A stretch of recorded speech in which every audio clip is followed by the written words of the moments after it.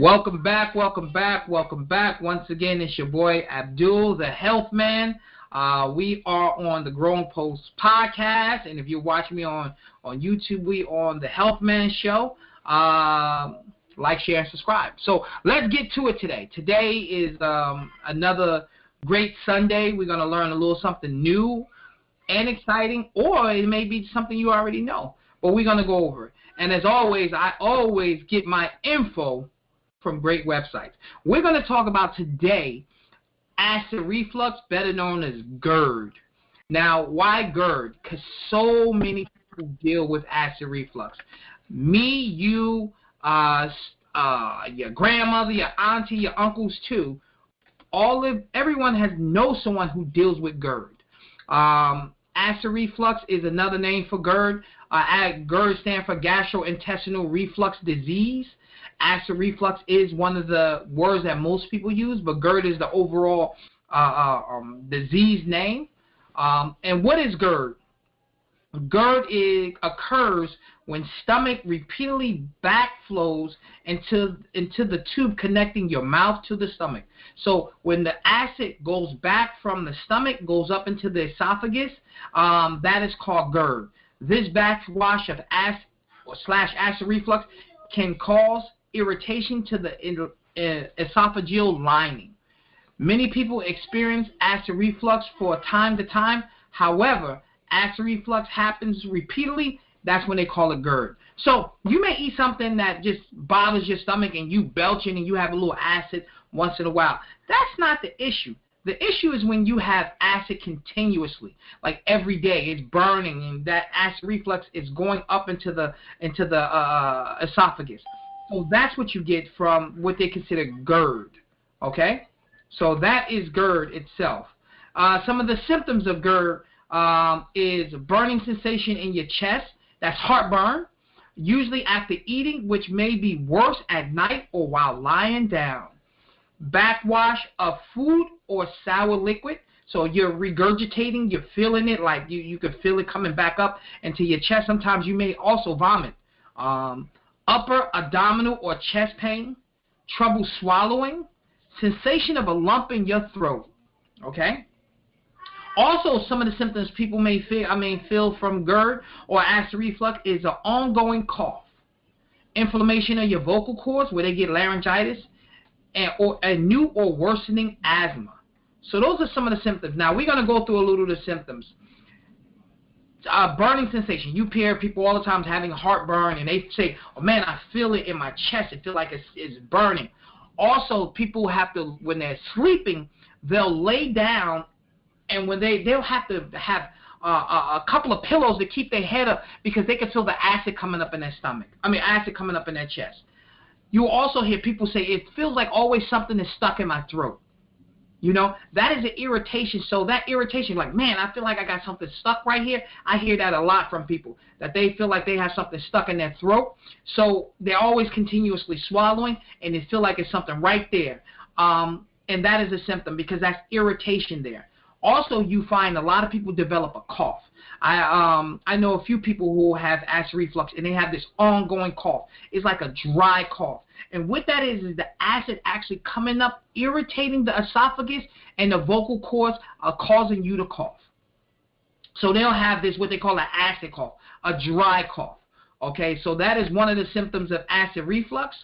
Another symptom of acid reflux, let's go through it, and is laryngitis. People get that cough, the irritation to the throat, as well as it also can make them become hoarse. So those are some of the symptoms of it. So now let's go through the diagnosis. How do you get it diagnosed?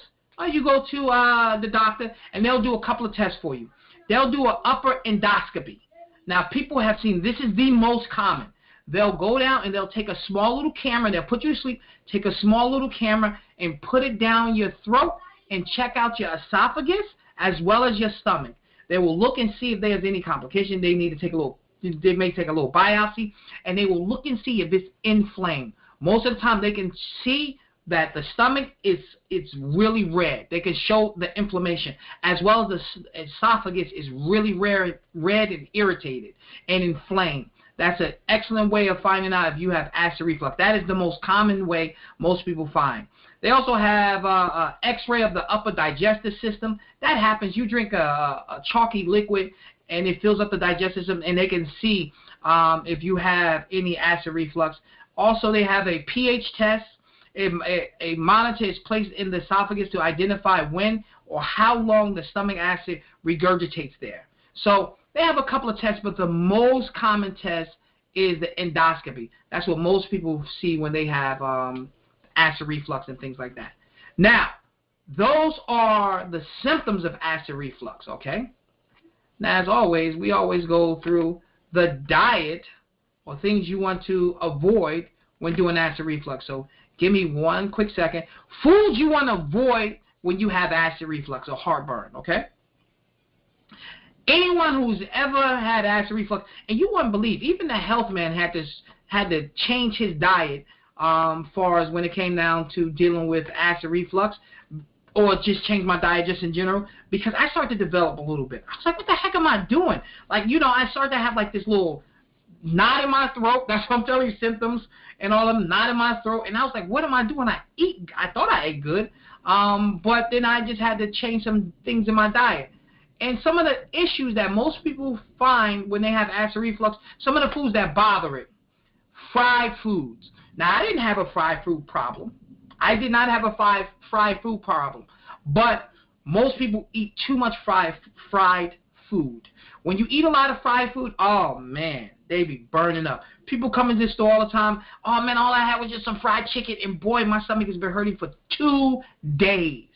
That grease, that fried food, it usually causes your acid reflux or your GERD to act up even more. So avoid fried food. So that can be your fried chicken. That can be, what else we got fried? The French fries and things like that. You got all your fried meats, all those things like that. You got to stay away from the fried foods. Number 2, fast food, your junk food, okay? If you notice, this is kind of like we have like a pattern going on here. Stay away from fast food, because a lot of times your fast food is fried. A lot of times your fast food has those pro-inflammatory oils that has been cooked in.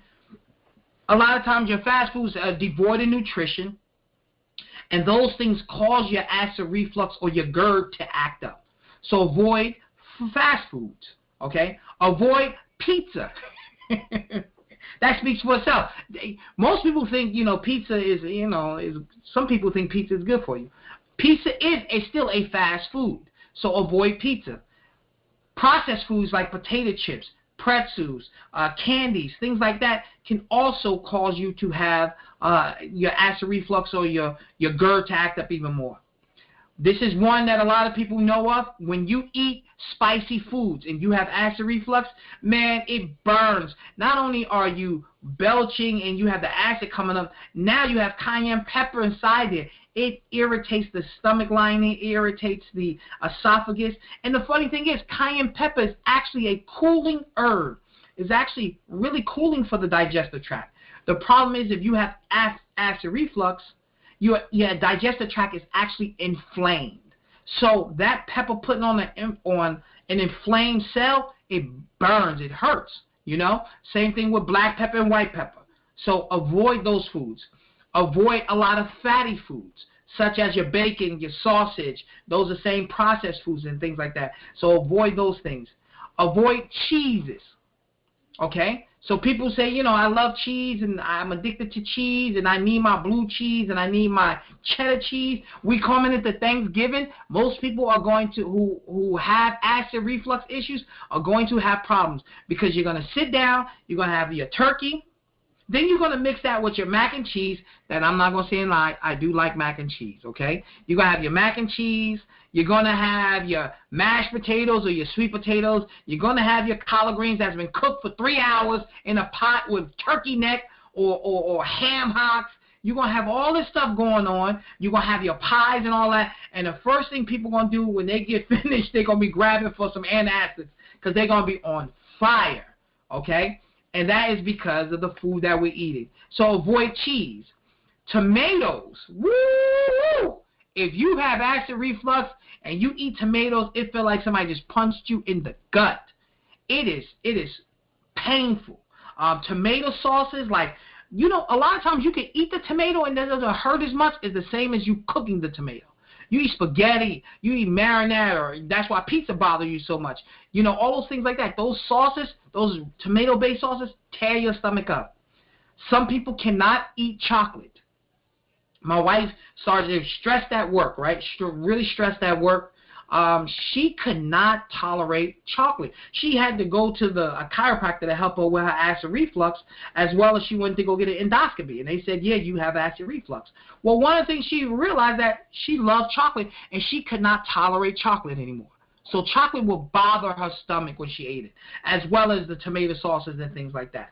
And carbonated beverages, such as your soda, such as your sparkling waters, such as your ginger ales. Now, you would think, okay, ginger ale is going to help, or those carbonated products help you belch. Actually, it irritates the stomach lining. That carbon dioxide actually irritates the stomach lining.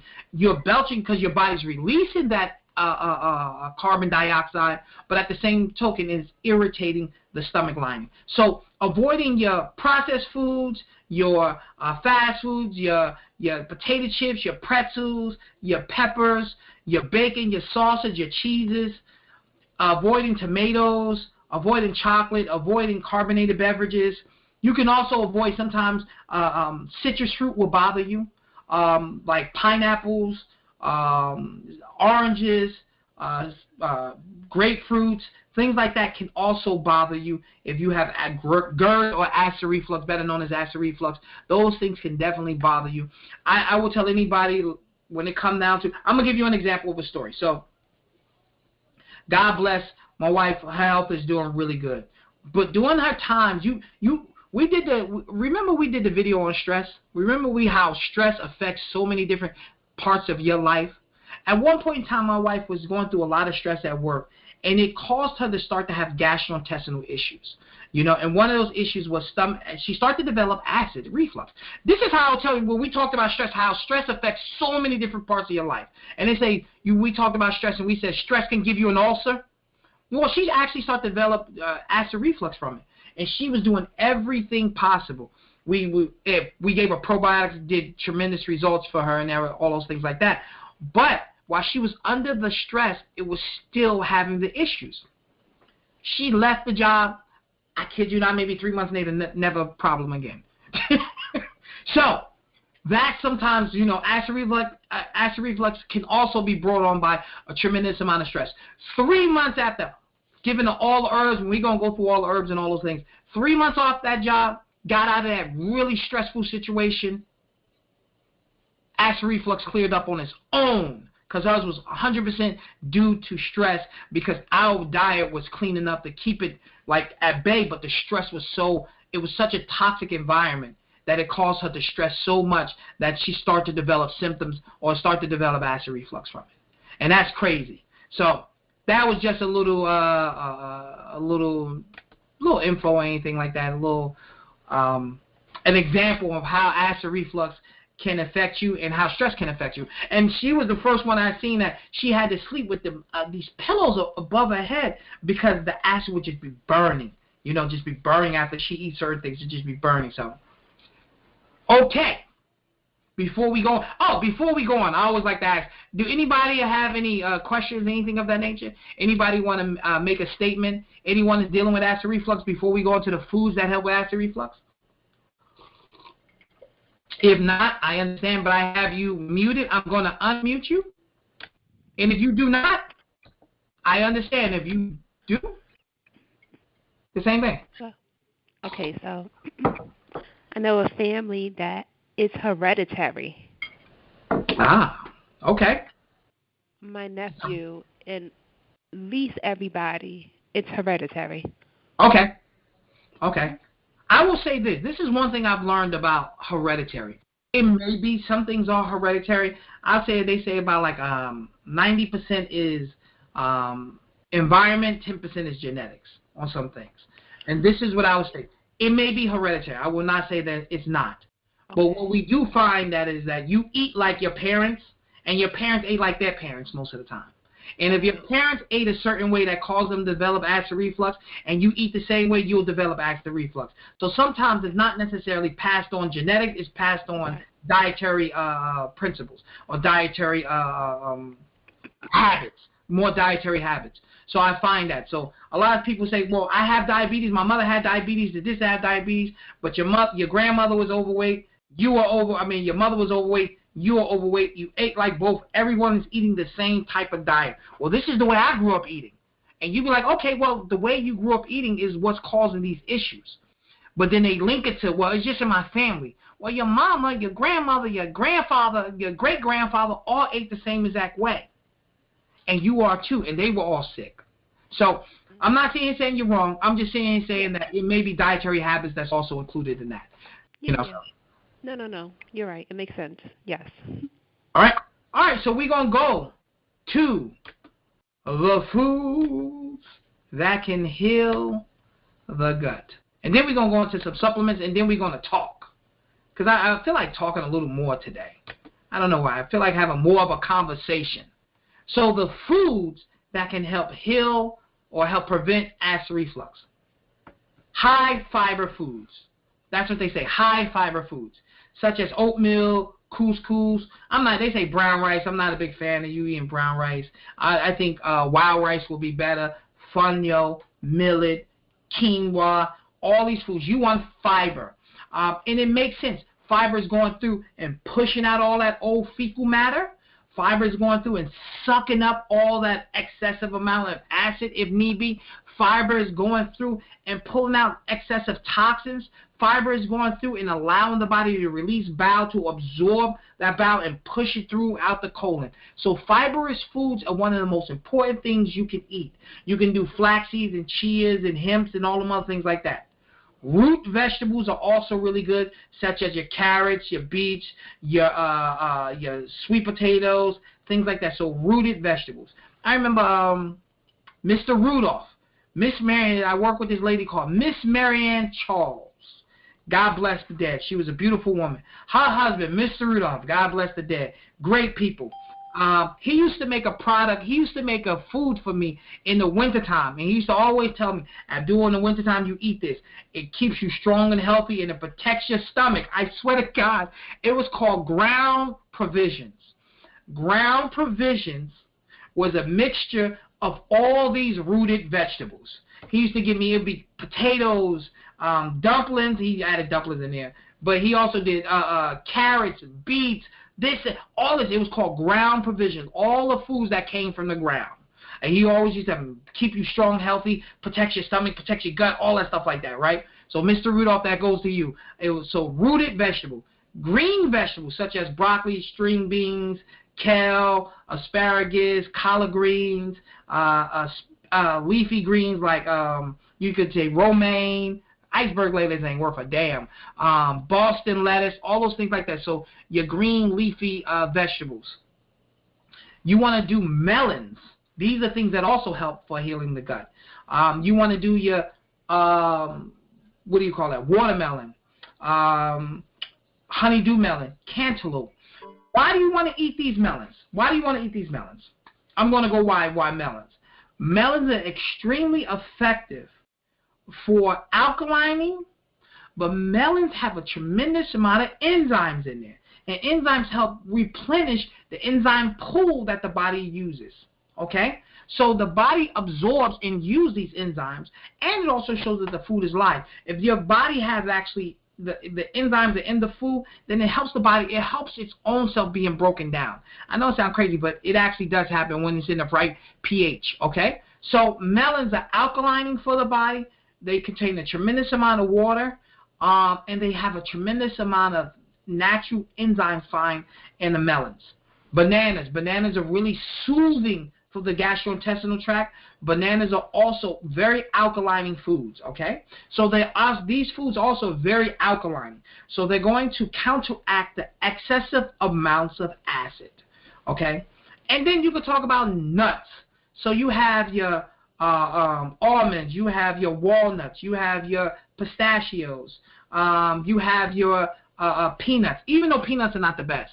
If you deal with acid reflux, peanuts can actually bother your stomach a little more. Brazilian nuts, things like that. Those are foods that's really, really good for acid reflux. Now we're going to get into other foods. These are, I think, some of the top foods. I'm a big, big fan of celery when it comes down to dealing with acid reflux. You could drink celery juice, straight celery juice, really good for dealing with acid reflux. It settles the stomach, rich in sodium, alkalinizes the body, okay? Cucumber juice, or just eating cucumbers. Cucumbers are really good for dealing with acid reflux. We already said lettuce. We already said watermelon and things like that. And then they say, like, bone broth. So you could do, like, soups, like bone broth stew, or you could do, like, vegetable soups, or even chicken noodle soup and things like that. But not with the noodles, but chicken soup or chicken broth and things like that will also help. So those are some of the foods that can also help. There's also some other foods that's really, really good. We talked about celery. We talked about, what do you call that? Cucumber. A really, really, really good juice that if you have a juice at home, you grab you some parsley, you grab you some celery, you grab you some cucumber. An excellent, excellent juice to drink at home to help you deal with acid reflux. Another good juice, too, is if you can actually juice the cantaloupe. Or if you can juice papaya, really, really good for dealing with acid reflux, or even eating the papaya. And we will even go on that because papaya is very soothing and healing. And papaya has also an enzyme in there called papain. Papain digests carbohydrates, and papain digests protein. Okay? So papain is really good for digesting carbohydrates, digesting proteins. That can also help assist you if you're dealing with acid reflux. And why is that? Well, one of the symptoms, one of the problems with acid reflux, there's two problems that comes with acid reflux. First and foremost, when you're dealing with acid reflux, the body is creating so much acid, but is not creating enough enzymes, okay? A lot of times your enzyme pool is being depleted. So you may create a lot of acid, but if the body is not completely digesting, the acid is overcompensating for the lack of enzymes. Okay? Something like papaya has this enzyme in there that's going to help you break down your protein and your carbohydrates from the foods that you eat. When you juice it, it has a soothing and healing effect on the gastrointestinal tract, as well as that papain becomes a part of, or is broken down and becomes a part of, the enzyme pool. So your body is using that basic structure to kind of like refill its enzyme pool. So that's what makes that a really, really good food for us to consume. Okay? And melons do the same exact thing. They kind of help you rebalance and restore somewhat of that enzyme pool. Okay? Because you don't have a limited amount of enzymes. The body has to continuously create it. But you have to be giving it the structures or the nutrients, but really the structures to help create it. And it comes from those foods. Okay? So celery and all those other things like that, you're giving it a part. It's helping it with its enzyme pool, to replenish its enzyme pool. And then you're giving it live food.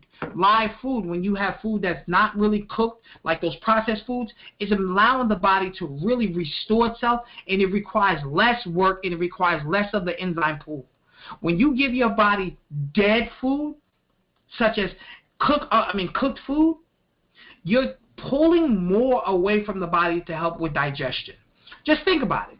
You know, it's easier to break something down if it's like soft, or, you know, if it's still living. You know, it still has the nutrients, it still has the water, it still has the enzymes. The body say, okay, this is only taking a couple of seconds. This doesn't take long. It's the reason why if you eat something raw, you know, if you have a salad, it doesn't last long. But if you eat a steak that's been cooked, it lasts a long time. You're breaking it down much longer.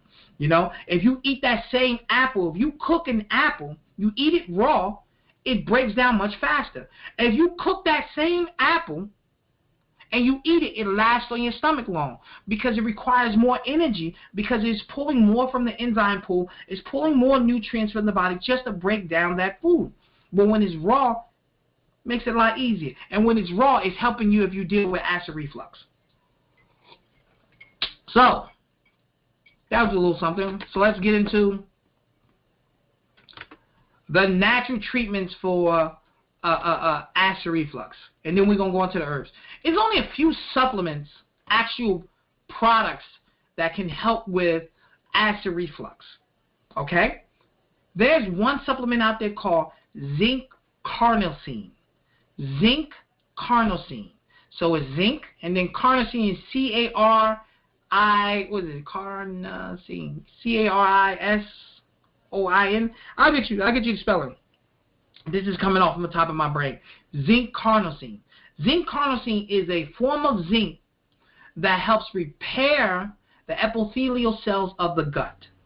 It also helps with soothing the inflammation of the gastrointestinal tract, and since it's bound to carnosine, it causes the body to create more mucus in the gut. Now that sounds crazy. Why would I want to create more mucus? Well, the actual mucus in the stomach lining actually it protects it.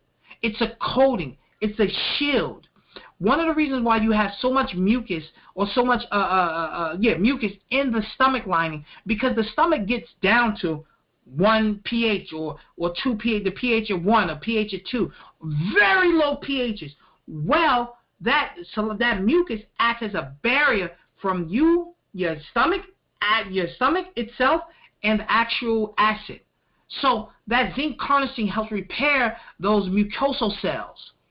So very important, and it has a soothing effect. So zinc carnosine is an excellent nutrient that helps with acid reflux, repairing the intestinal lining as well as repairing and healing the mucosal lining. This is very, very important for dealing with acid reflux. Second nutrient that you can use to help you deal with acid reflux is an amino acid called glutamine. And there's an amino acid called glutamine. Glutamine, or better known as glutamine or glutamine, if you've worked out and you've exercised ever in your life, you've seen people use glutamine. It helps you recover from workouts. It's really good for dealing with muscle repair. It's really good for the immune system. But one of the best things glutamine is really good for is dealing with acid reflux. Glutamine cools the digestive tract. Now remember, we're dealing with acid reflux. You're dealing with an inflamed gastrointestinal tract. You're dealing with an inflamed esophagus. You're dealing with an inflamed stomach lining. So, if you have a fire, you want the firemen to come to the house. Glutamine, zinc carnosine acts as firemen. Glutamine, the amino acid, cools the digestive tract. It is an amino acid that cools, if you want to say that, the digestive tract. It reduces inflammation of your esophagus and especially your stomach. It is really good for your intestines. So glutamine is an excellent supplement for your acid reflux, okay, or your GERD that you're dealing with. So we have zinc carnosine and we have glutamine. That's really good for dealing with acid reflux on the nutrient side. Now maybe leaving something out. And also a good one I like to talk about is, we already talked about it when we talked about papain. Let's talk about digestive enzymes. Digestive enzyme. What are digestive enzymes? Well, you already know you have digestive enzymes in your gastrointestinal tract. Your stomach, when you chew, you have salivase, amylase, and a little bit of lipase. So when you're chewing, your saliva has a little bit of amylase and lipase. They break down carbohydrates, fats, okay? So amylase breaks down carbohydrates, lipase breaks down fat. You start to have a little bit of that in the mouth. So the body's already breaking it down. That's why when you chew in like carbs, it becomes sweet, because the amylase that's in your saliva is starting to break those carbohydrates down to simple sugars, and it becomes sweeter. You chew bread, the longer you chew it, it becomes a little sweeter and sweeter because of that. So you have enzymes that's breaking down the food. Enzymes' job is to break down the food to the smallest particles so the body can use it. In your stomach, you have protease. You have enzymes in it that breaks down proteins. Okay, and that's in the form of pepsin, okay? And then in your intestines, that comes from your pancreas, you have other enzymes going in, like tryptophanase and tryptophase, and it's like 5 other ones that come. These are pancreatic enzymes that break down fats, carbohydrates, and proteins. So you have proteases in there, you have amylases in there, and you also have lipases in there. So you have things that's breaking down your fat, your lipases, your proteases, and your amylases to break down fats, proteins, and carbohydrates to the simple sugars, to the lipids, and to the amino acids. And that's the way the body is going to absorb them. So your body is secreting these digestive enzymes throughout the whole digestive process, from your mouth all the way to the small intestines. Now, it does not digest in the colon.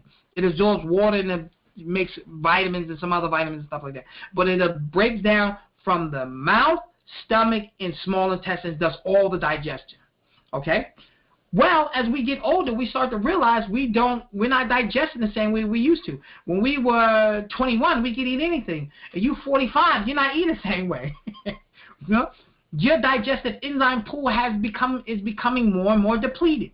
So certain foods start to bother you. They sit on your stomach longer. You used to eat, belch, and you were hungry again.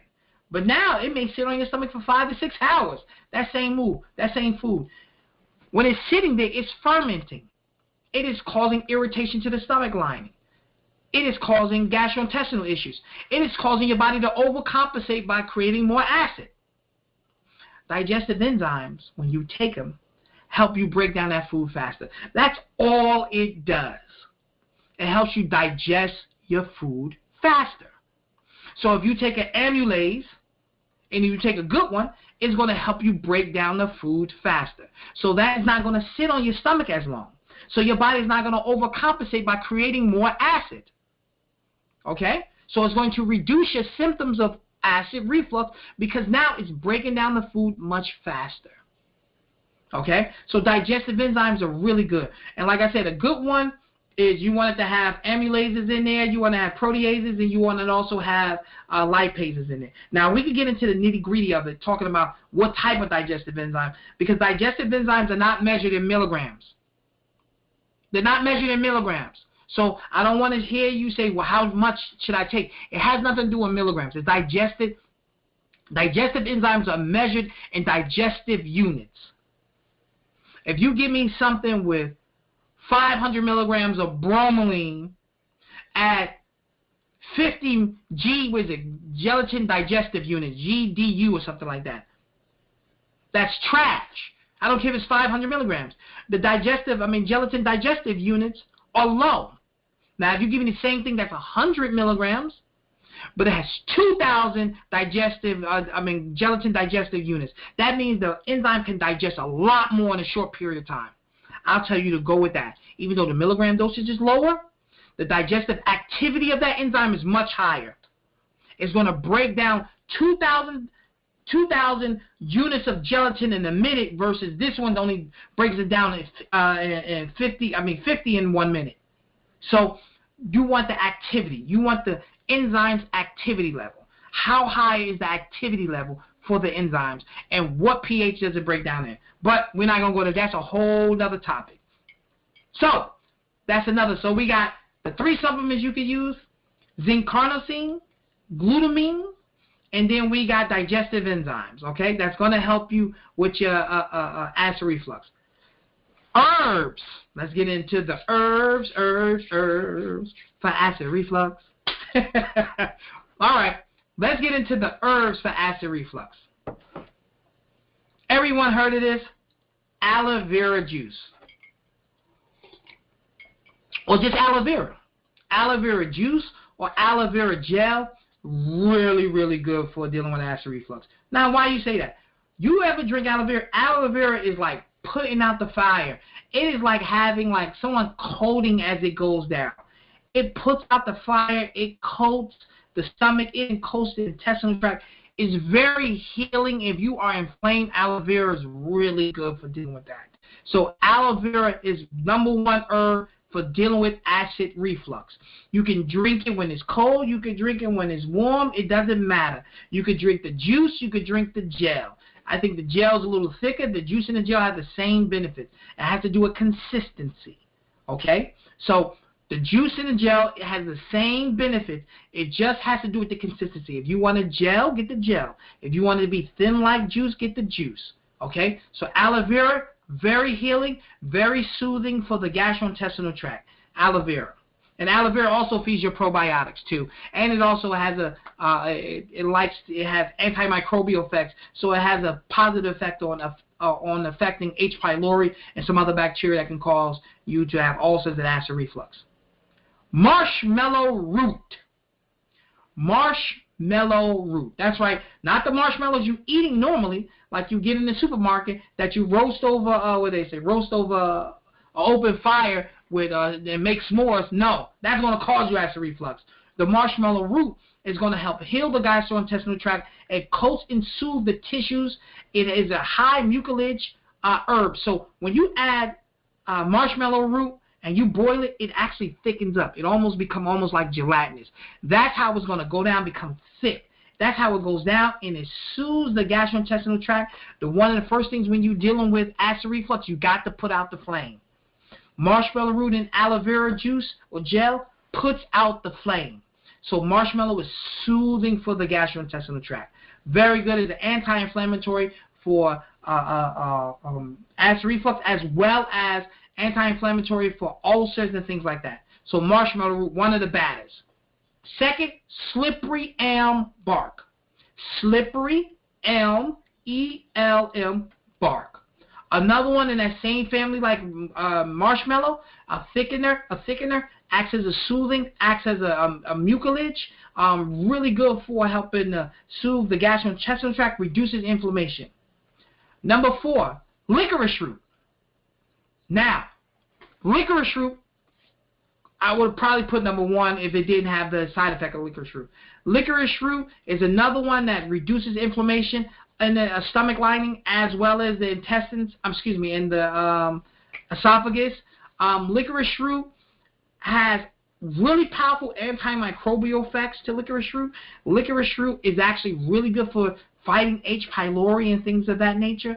Licorice root is really good for the immune system. It's really good for protecting the adrenals. But licorice root done in large amounts can raise one of your hormones. I forgot the name of the hormone that causes your body to retain sodium. So licorice roots in large quantities can actually raise your blood pressure. So if you have high blood pressure, you cannot do licorice root for acid reflux. But what you can do is DGL. DGL stands for deglycinated licorice. There's an acid that's found in licorice.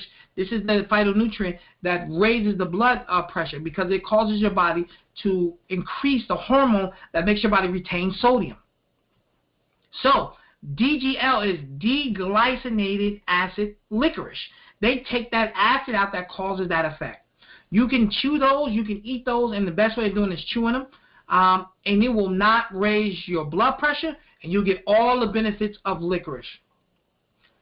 Plantain leaf. Plantain leaf.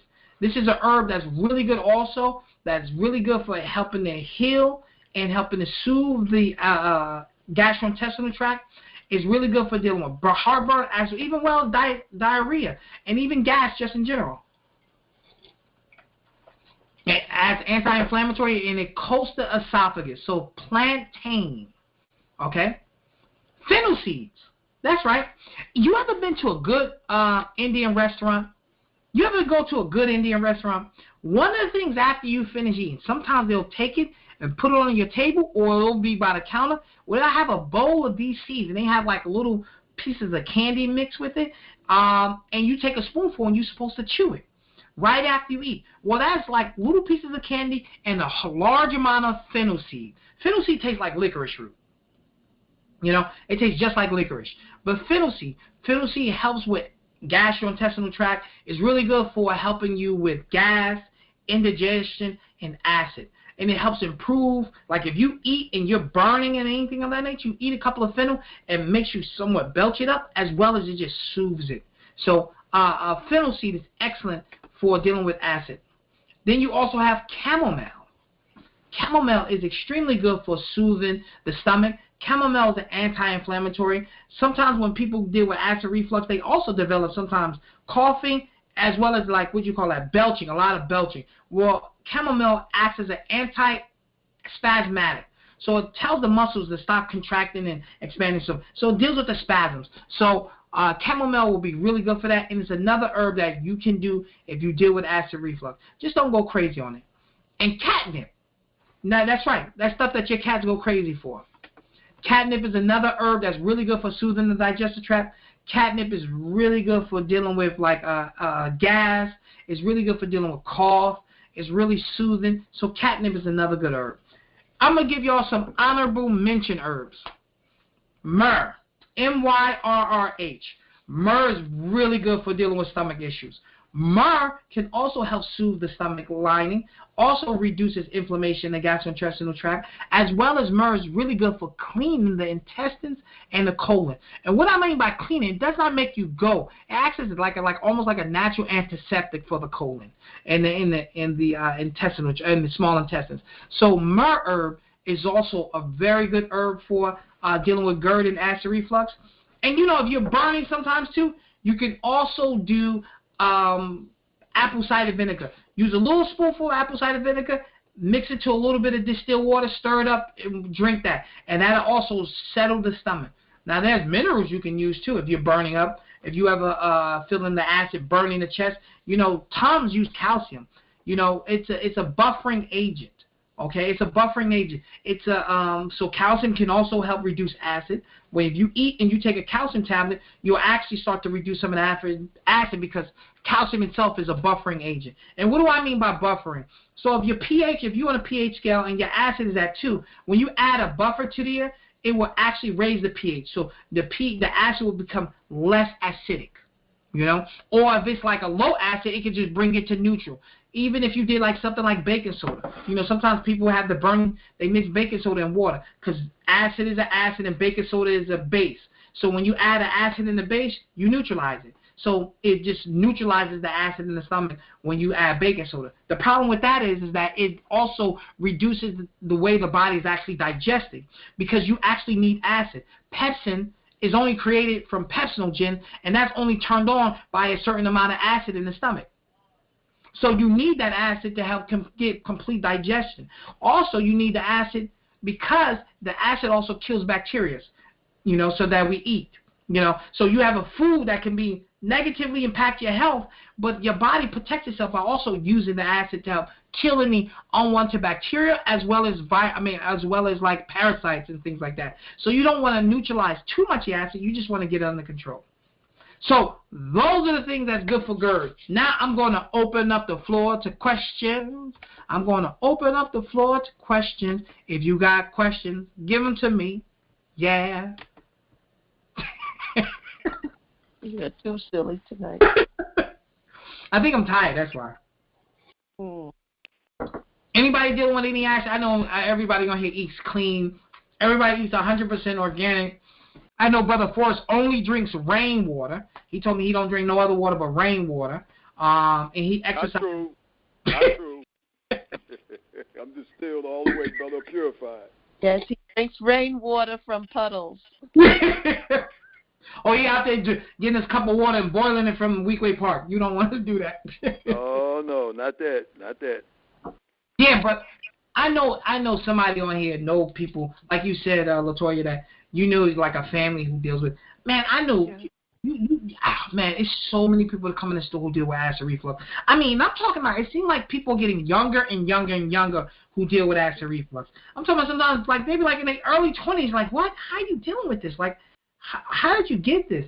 And it's because it could be like how my wife was having it, a very high stressful environment, or it could just be the diet, man, because they just eat so bad.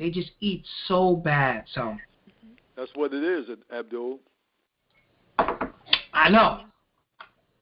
This is one of those type of things that we need to, I think it needs to be taught more, but not just taught. Not just taught. I think the food itself is just so bad. Like, you could teach people how to eat, but then sometimes they're thinking they're eating good, and it's still not because the quality of the food. Like, you could say, some people, like to eat red meat. I'm not a proponent of somebody not eating red meat. I'm going to just be straight up. I just think there's a limit to it. But if you're going to eat it, I think you should eat it the best way. I think you should do it no more than once a week, and I think you should do it the best way. I think you should do the grass-fed, the organic, that way, so you actually get true benefit from the meat itself versus, it being so destructive to you. So, even eating chicken, and, a couple of years ago they told you not to eat tuna. So I think it's just the quality of the food, but it also, for Brother Forrest, I agree, it is the choices. This is a bad choices. After Fukushima, I don't know if you could trust the tuna. Yeah, I mean, that's a whole, you know what, honestly, if you really sit back, it's like one of those things you'll be like, if you listen to everything, it's a station I used to listen to, and I still do here and there. It's WBAI. Y'all probably heard that, 99.5 WBAI. I love listening to it, but I used to listen to it a lot. I calmed down, because if you listen to that station, they'll make you think the world is about to end tomorrow. From the morning time. I never got that impression, Abdul. But come on, Brother Forrest. Right. This is Miles. Right, man. They had me out there buying canned tuna, sardines. So somebody's gonna come and say. Look, it's like everything is bad in the world. Yeah. Everything is bad. You be like, damn.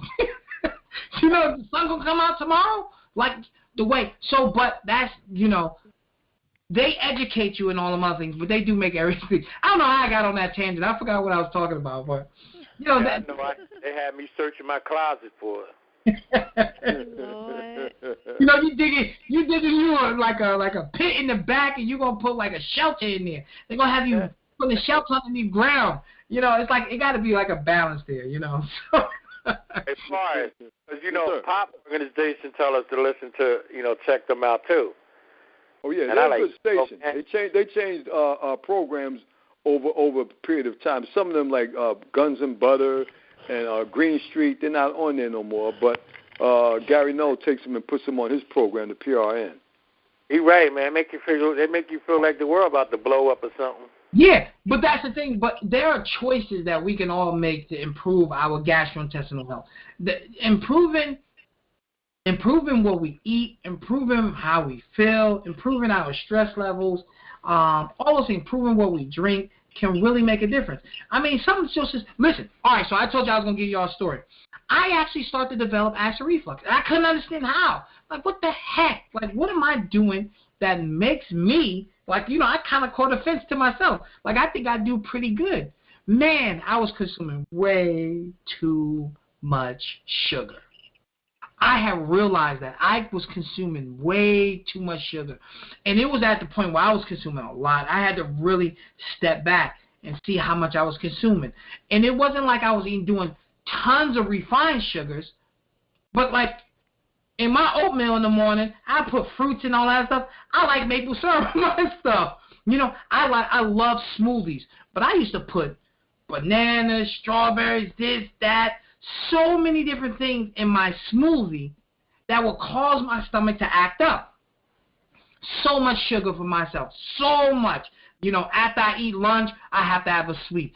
After I eat dinner, I have to have a sweet. And then I learned for myself that if I cut back my sugar content and I start to do bitters, I start to do the opposite of the sweet, and that's bitters. So I started to do bitters, and that helped me tremendously with my stomach.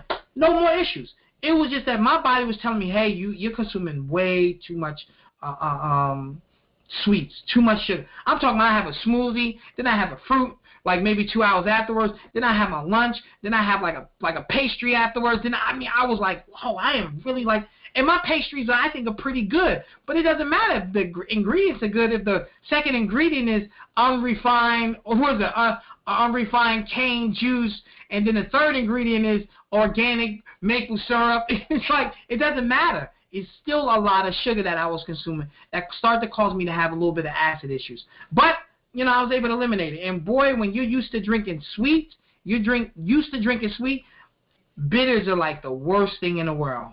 But now I can drink bitters like it's nothing. So the body tells you when you got a problem. A body always tells you when you got a problem. Your knee hurt, and you got a problem. Something's going on. You injured it. What's the biggest answer for you? You only know if you have a problem unless your body tells you.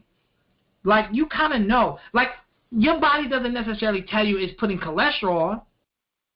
Your body doesn't always tell you that it's putting too much cholesterol on your arteries. It doesn't tell you that. But it gives you some other symptoms. You know, it may give you some other symptoms. The foods that's causing you to get your cholesterol up, the body's putting on extra fat.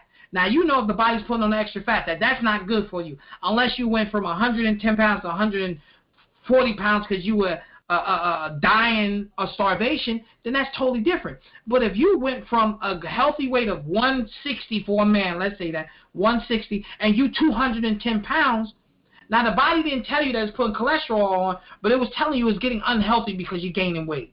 So the body is always going to give you the answer. I mean, it's always going to tell you. It's up to you to listen and do something about it. Amen. Recognize. Hey, Abdul, you were talking about aloe. I'm gonna tell you something. What I do is I juice the aloe, but I juice the plant. Okay. I cut it in big sections, and I'm telling you, I had some yesterday because usually I juice every day, but I cut a big piece off the plant, and I juiced it, and it just overwhelmed the cucumber, the celery, the beet. Yeah, man. Oh man, it was so bitter. But I loved it because I know it was benefiting my good gut bacteria in my gut, man. You know. You want to hear a story, Brother Forrest? Yes, sir. When I had this store in Irvington, right? Even before I got it, it was a lady named Gail Best. Beautiful sister that's in heaven. God bless her. Gail, she used to have it. We used to get an aloe vera powder. An aloe vera powder from this company called Nature's Design. The aloe vera powder was so black. I've never seen aloe vera to this day that black. When we will open up the bottle, we will have to turn off all the fans in the store and the AC in the store if we had them on. Because if I open up the bottle to dip the herb out, in the front of the store, you could taste the bitterness in the back of the store.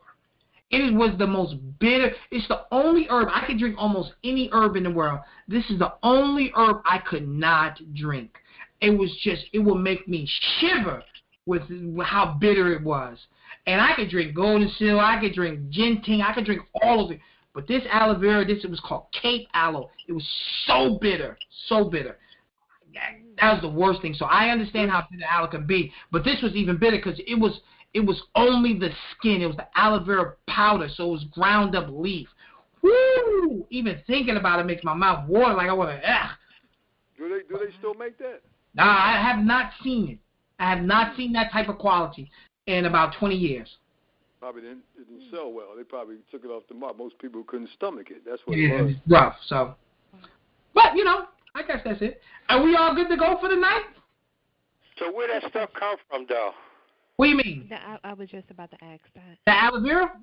Yeah. Now, how would you get the gel? Like, where would I get that? Oh, you can go to anywhere and get the gel. Aloe vera gel. Long as you want to make sure it's like 99.5 or 99. Any health food store, any Whole Foods, anything, you're gonna find aloe vera gel. It's like a staple. Aloe vera juice gel. Yeah. You just gotta make sure it's at least 99%. You want to be at least 99. You don't want something to be like 95%. This is 99%. Now that stuff you were just talking about, you haven't seen anymore. Where was that coming from? Oh, that was coming from an herbal company called Nature's Design. They're still in business though, right, Abdul? They do, but they don't get those herbs, and he couldn't even get that herb anymore. They could not get it anymore. Yeah. Have you ever heard of a company called Melaleuca? Yeah. Is they legit? I mean, you know what? I know of them. I cannot say how good their products are. I really don't know. So I don't want to say something I don't know. But all I know is that I've heard of the company. I haven't heard anything negative about them. Oh, okay. All right. Abdul, before you go, quick, did you get that information I sent you, brother? Which one? You talking about on the YouTube show? YouTube, yeah. Oh, yeah, I got it. I haven't forgot about you, Brother Forrest. I haven't forgot about that. I just have been working 6 days a week for the last 3 weeks. No, I understand. I got that. Okay, brother, don't forget me. No, I ain't going to forget you. Don't forget us. I haven't done really anything. I haven't really done together. Yeah, we're together, brother. I appreciate it. No problem. I'm glad I don't have that acid thing, man, because all that stuff you say don't eat, man. I'm like, whoa. Oh, yeah, it burns you up. If you got acid reflux, it burns you up. You eat. I'm glad I don't have that, but. You'll be burnt up, so. All right? Yeah. Well, listen here. I appreciate everybody for coming on in. I enjoyed your presence. Once again, for tuning in for the Health Man Show. Next week, we're going to have even better show for you. So we're going to definitely talk about Thanksgiving and what y'all threw down on. So thank y'all for coming in. Hi. My name is Arminta Muhammad, and I was referred by Nabiha Sharif. Okay. Told me about the program. I'm just coming on a little late, but I just want to know, I enjoyed the little part that I heard. I just wanted to also let you know that Nabiha and I have become members of a company called Go Love Life. Are you familiar with that? Go Love Life? No, I'm not familiar. Yes. Okay, so you can go on the website www.golovelife.com. Okay. And give the code 46904. And the ingredients are, I've checked out all of them, did research on them, and they're very good. Are you familiar with noni? Yes, I'm familiar with noni. Okay, so noni is in there. You have jackfruit in there, red light ferment, also purple carrot. You're familiar with that? Yeah. Artichoke. Mm-hmm. And it's a detox.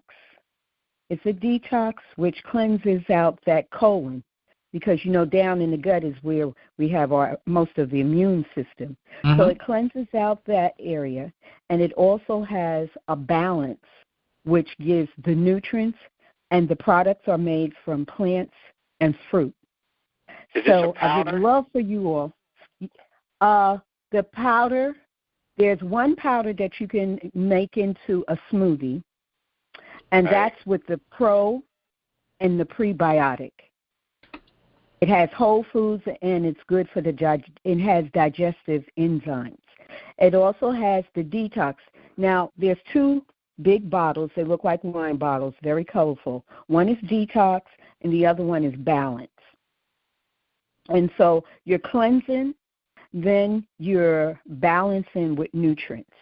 So please check out the website. Okay, I just pulled you up, so I'm going to check y'all out and see what you're about. It's a lot of things I know. So, all right.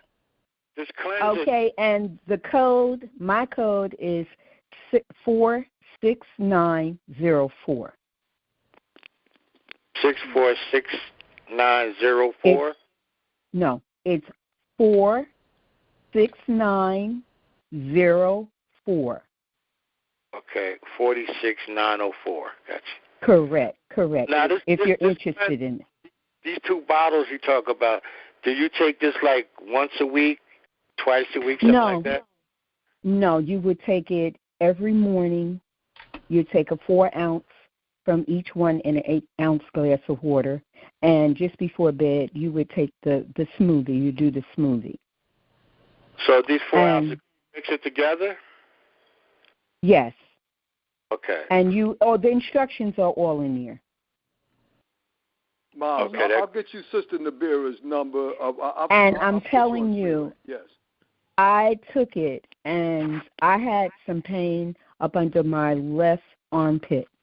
And in 2 days, it went away. So I said, okay, it's working. Okay. It's cleansing. Whatever was there is no longer there, thank goodness. And you will be going to the bathroom, eliminating. A lot of elimination, a lot of gas you'll be getting rid of. So it's a good cleansing. Now this is a good cleansing as well as putting the nutrients back into your body.